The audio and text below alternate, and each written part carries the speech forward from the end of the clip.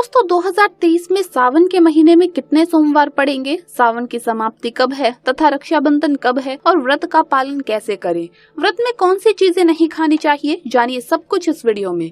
दोस्तों सावन का महीना शिव भक्तों के लिए प्यार की सौगात लेकर आता है। ये वो महीना है जिसे हम प्यार का महीना भी कहते हैं। साथ ही साथ शिव भक्त बड़ी जोरों शोरों के साथ सावन के महीने का बड़ी ही बेसब्री से इंतजार करते हैं। सावन में भगवान शिव धरती पर आकर अपने हर भक्त के घर में वास करते हैं और उनकी सच्ची भक्ति से प्रसन्न होकर उन्हें धन धान्य करते हैं। सावन का हर एक दिन बहुत ही शुभ माना जाता है। हर दिन पवित्र होता है, हर दिन भगवान शिव की पूजा की जाती है, लेकिन सोमवार के व्रत की बात ही कुछ और होती है। दोस्तों आपको बता दें, इस बार सावन का महीना 2023 में 4 जुलाई दिन मंगलवार से शुरू हो रहा है। सावन की समाप्ति होगी 31 अगस्त के दिन और सावन समाप्त होने से ठीक एक दिन पहले 30 अगस्त को यानी बुधवार के दिन रक्षाबंधन का त्योहार मनाया जाएगा। दोस्तों आइए अब जानते हैं सावन के इस पवित्र महीने में कितने सोमवार पड़ेंगे और आपको कितने व्रत रखने हैं। आइए जानते हैं।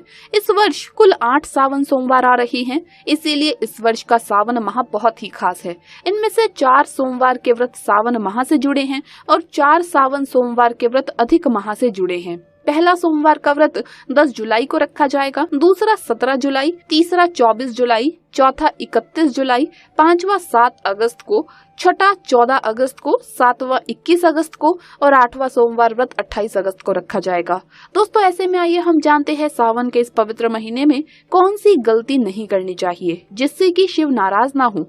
दोस्तों सावन व्रत में ये फल कभी भी मत खाना, नहीं तो भगवान भोले बाबा आपसे क्रोधित हो सकते हैं, आपका व्रत टूट सकता है। आइए जानते हैं कुछ ऐसी सावधानियां जिसे भूल कर भी नहीं करना चाहिए। दोस्तों चाहे कुछ भी हो जाए, सावन के इस पवित्र महीने में 5 ऐसी महिलाओं को और पुरुषों को सावन का व्रत नहीं रखना चाहिए। भगवान शिव हो जाते हैं क्रोधित। शिव जी ऐसे व्यक्तियों की पूजा कभी स्वीकार नहीं करते। तो चलिए जान लेते हैं। दोस्तों नंबर 1, खास तौर से पति पत्नी के लिए सावन का व्रत रखना बहुत ही महत्वपूर्ण माना जाता है। इस व्रत को पूर्ण रूप से करने से वैवाहिक जीवन सफल हो जाता है और 7 जन्मों तक का साथ मिल जाता है। लेकिन क्या आप जानते हैं, अगर आपने हिंदू रीति रिवाजों के साथ 7 फेरे नहीं लिए तो आप सावन के इस व्रत को नहीं रख सकते। ऐसे में आप व्रत से दूर रहें। बगैर 7 फेरे लिए कोई भी प्रेमी जोड़ा इस व्रत को नहीं कर सकता। शास्त्रों में इस बात की कतई मनाही है। अगर आपने कोर्ट मैरिज की है फिर भी आप इस व्रत को रखने में सक्षम नहीं है। पहले आप 7 फेरे लें, तभी इस व्रत को भली भांति किया जा सकता है। 7 फेरे लेने के बाद आप किसी भी धार्मिक कार्य में शामिल हो सकते हैं और अगर आप शास्त्रों के विरुद्ध ऐसा करते हैं तो आप पाप के भागीदार बन सकते हैं। नंबर 2, मन में क्रूर विचार। एक दुष्ट व्यक्ति सावन के इस पवित्र महीने से हमेशा दूर रहे। ऐसे व्यक्ति की पूजा कभी स्वीकार नहीं करते महादेव। अगर हम शास्त्रों की माने तो अगर आपके मन में गलत विचार आते हैं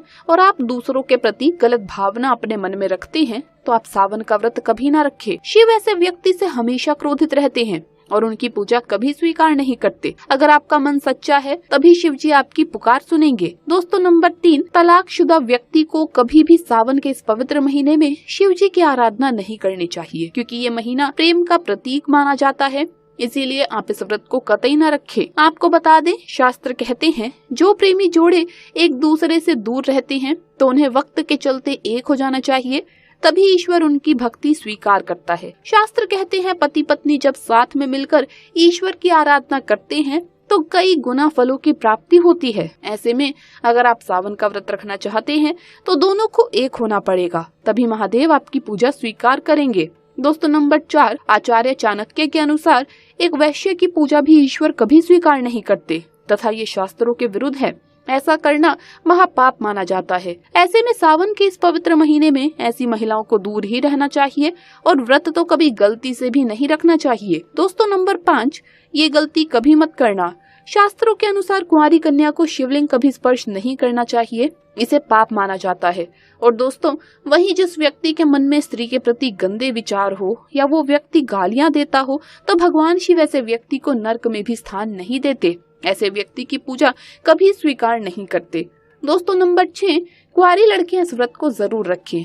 अगर पाना है महादेव जैसा पति तो इस व्रत को कुंवारी कन्याएं जरूर रखें। खास तौर से सावन में जब कोई कुंवारी कन्या इस व्रत को भली भांति पूरा कर लेती है तो यकीनन उसे महादेव जैसे पति की अवश्य प्राप्ति होती है। दोस्तों चाहे कुछ भी हो जाए, भगवान शिव के पास ये 5 चीजें गलती से भी मत रखना, नहीं तो आपका व्रत टूट जाएगा। तो चलिए जानते हैं। दोस्तों, नंबर 1, जहाँ रखा हो शिवलिंग या महादेव की कोई भी प्रतिमा तो वहाँ पर भूल कर भी चप्पल जूते लेकर नहीं जाना चाहिए। जरा सोचिए, जब आपके कमरे में कोई चप्पल लेकर प्रवेश करता है तो आपको कितना क्रोध आता है। इसी कारण महादेव भी आपसे नाराज हो जाते हैं और आपको मिलने वाला फल नष्ट हो जाता है। ऐसे में मंदिर में नंगे पांव ही प्रवेश करना चाहिए, क्योंकि चमड़े की चप्पल हमेशा अशुद्ध रहती है। इससे देव शक्ति नाराज होती है। नंबर 2, अक्सर महिलाओं को मासिक धर्म आ जाता है और वो बिना किसी को बताए पूजा पाठ कर लेती हैं, जो कि शास्त्रों में वर्जित माना गया है। इस समय महिलाओं को जानकर भी अनजान नहीं बनना चाहिए। अगर आपको मानसिक पीड़ा है तो घर के बने मंदिर या बाहर बने मंदिर में कभी प्रवेश नहीं करना चाहिए। इससे देव शक्तियां नाराज होकर आपसे क्रोधित हो सकती है। ऐसे समय में शिवलिंग को छूना घोर पाप के बराबर माना गया है। जरा सोचिए, ऐसी अवस्था में जब महिला को बुरा लगता है तो ईश्वर को कितना बुरा लगेगा। इसीलिए महिलाओं को ऐसी अवस्था में मंदिर या घर में पूजा पाठ, भगवान की प्रतिमा को छूना या तुलसी में पानी भी नहीं डालना चाहिए। तुलसी का पौधा भी सूख जाता है जब देव शक्तियां नाराज होती है। तो लाजमी है कि घर में कंगाली और गरीबी, लड़ाई झगड़े होने लगते हैं। ऐसा कभी भी मत करना। नंबर 3, शास्त्रों में बताया गया है कि जहाँ होता है शिवलिंग तो वहाँ पर सभी शक्तियां सक्रिय रहती है। अगर घर में है शिवलिंग तो वो व्यक्ति महादेव की कृपा सदैव पा लेता है। वास्तुशास्त्र के अनुसार शिवलिंग से हर वक्त ऊर्जा का संचार होता रहता है। इसीलिए शिवलिंग पर जल धारा हमेशा होनी चाहिए, जो ऊर्जा को शांत रखती है। कुछ लोग अपने घर में शिवलिंग तो रख लेते हैं, लेकिन वो 1 हफ्ते के बाद जल चढ़ाते हैं, जो कि बिल्कुल भी अच्छा नहीं माना जाता। अगर आप जल नहीं चढ़ा सकते हैं, हर रोज या हर वक्त के लिए जल धारा का प्रबंध नहीं कर सकते हैं, तो आप अपने घर में शिवलिंग को स्थापित कभी ना करें, क्योंकि गरुड़ पुराण में बताया गया है इससे उल्टा घर में विनाश होता है। दोस्तों, नंबर 4, शास्त्रों में बताया गया है कि तुलसी और महादेव का बैर माना गया है। इसी कारण तुलसी में शिवलिंग और गणेश जी की प्रतिमा को नहीं रखना चाहिए। कई लोग जाने अनजाने में शिवलिंग को तुलसी में रख देते हैं और घर में परेशानियां आना शुरू हो जाती है। इससे महाशक्तियां क्रोधित हो जाती है। शिवलिंग पर तुलसी भी नहीं चढ़ानी चाहिए।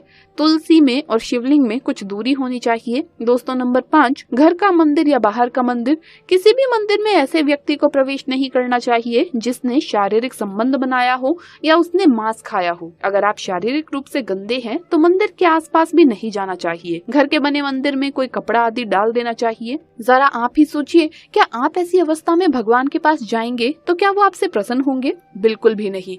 वो आपसे क्रोधित हो सकते हैं और आपसे नाराज हो जाएंगे। शास्त्रों में इसे घोर पाप माना गया है। इससे व्यक्ति नरक में जाता है। ऐसा दुष्ट स्वभाव मनुष्य की बर्बादी का कारण माना गया है। ऐसा ना करें। ईश्वर के सामने हमेशा नहा धोकर मन पवित्र लेकर ही जाना चाहिए। इससे सभी शक्तियां आपसे प्रसन्न रहती है। इसके अलावा इस बात का भी ध्यान रखें कि अगर आपने सावन का व्रत किया है तो व्रत में फलों में आपको नाशपाती का सेवन नहीं करना चाहिए, वरना इससे आपका व्रत सफल नहीं होता। तो ये गलती आप ना करें। तो दोस्तों, वीडियो अगर अच्छा लगा हो तो इसे लाइक करें, अपने दोस्तों के साथ शेयर करें और हमें सब्सक्राइब करना न भूलें। जल्द मुलाकात होगी अगली वीडियो में। हर हर महादेव।